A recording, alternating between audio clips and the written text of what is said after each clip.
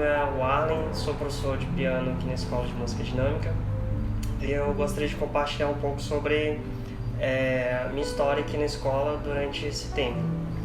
Então, a escola ela tem 10 anos e a minha história como músico, ela meio que se mistura com a história da escola, porque antes de ser professor eu fui aluno. Então, mais ou menos lá em 2010, por aí eu procurei a Laís para me preparar para estudar piano, né, para entrar na FAMES.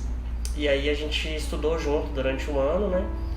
E aí eu tive a oportunidade de entrar, fazer o CFM e logo em seguida fazer a licenciatura. E aí, mais ou menos em 2013, eu fui convidado para estar trabalhando na escola. E eu estava bem no início da faculdade, então foi uma oportunidade muito boa, muito grande de estar trabalhando. E ao mesmo tempo também foi muito importante para mim porque algumas pessoas que eu via como meus professores, que era a Laís, a própria Daisy também, que estudou, que na época eu estava entrando na FAMES, ela estava se formando.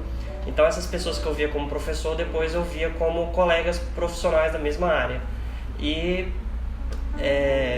mais ou menos isso. Então também mistura com a minha história com a música, a história com a escola, porque eu passava mais tempo dentro da escola, tanto dando aula quanto estudando, e na FAMES, do que dentro da minha própria casa em outros lugares. Então, vamos supor, se eu tivesse 4 aulas num dia, eu dava minhas 4 aulas e ficava o resto do dia para poder estudar. Então, praticamente, a escola durante um tempo virou meio que minha segunda casa. E também, quando eu fui chamado para estar trabalhando, também para estar aprendendo, né? Porque foi minha primeira oportunidade de emprego na área da música foi justamente na dinâmica. Nessa época eu estava numa fase mais complicada, porque quando eu entrei no curso de licenciatura, eu abandonei um curso de economia. E durante um certo período minha mãe apoiou, só que depois ela não apoiou. Então eu tive que tomar uma atitude meio que,